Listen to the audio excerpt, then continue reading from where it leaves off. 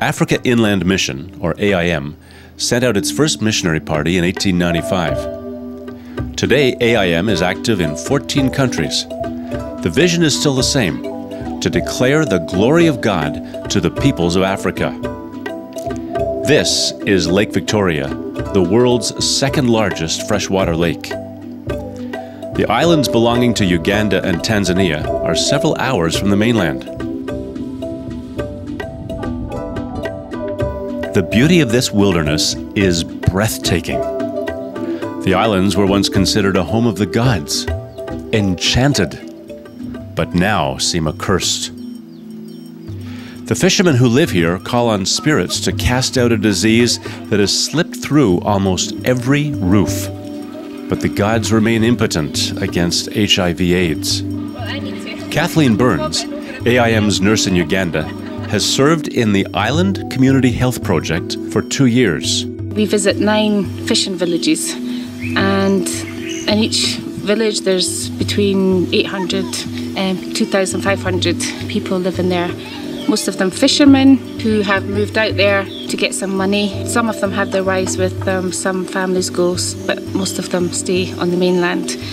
And because there's lots of money out there, there's also a lot of prostitutes who go out there to make money as well. So HIV in Kalangala district is very high. The government have announced that in the islands it's up to 27%. Kathleen has partnered with churches and other AIM missionaries to help people get tested for HIV/AIDS. We go there, we do education, sensitization, and then we encourage people to come back to the mainland.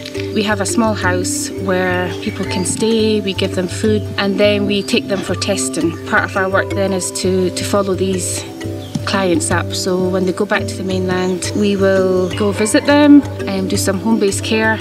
A lot of it's just simply getting alongside these people, sharing the love of Jesus. Just Betty, you look like you're pregnant. But Nangi said, we're going to reduce the diet on you. And I absolutely love my work. I love this ministry. I love what God is doing. I love the miracles that I'm seeing. I've seen people that have been on death's door and have just, through prayer, through medication, are now stronger than me even. John Mayombwe is living proof that the program works. When he first met AIM missionary Steve Walcott, he could barely walk. AIDS had ravaged his immune system for nearly 10 years. So by that time, I was very sick. I had a problem of the skin rashes. So Steve Walcott brought me to the mainland. And after 1 year, my skin was okay. That's when I became a Christian. That was 5 years ago. Today, John is known as the evangelist, a key player in the island ministry, working hard to save islanders from both HIV/AIDS and themselves. This year, in partnership with national churches, AIM is expanding its island ministry.